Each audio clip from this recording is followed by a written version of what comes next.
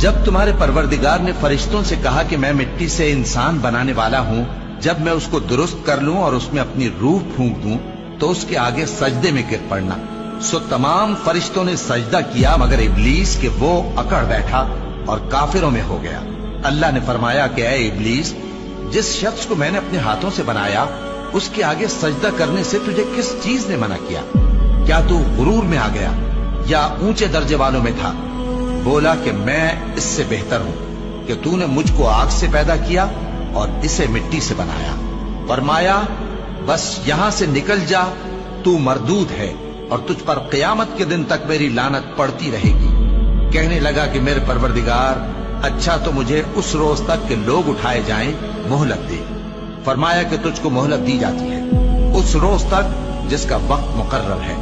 کہنے لگا کہ مجھے تیری عزت کی قسم، میں ان سب کو بہکاتا رہوں گا سوائے ان کے جو تیرے چنے ہوئے بندے ہیں۔ فرمایا ٹھیک ہے، اور میں ٹھیک ہی کہتا ہوں کہ میں تجھ سے اور جو ان میں سے تیری پیروی کریں گے سب سے جہنم کو بھر دوں گا۔ اے پیغمبر، کہہ دو کہ میں تم سے اس کا صلہ نہیں مانگتا اور نہ میں بناوٹ کرنے والوں میں ہوں۔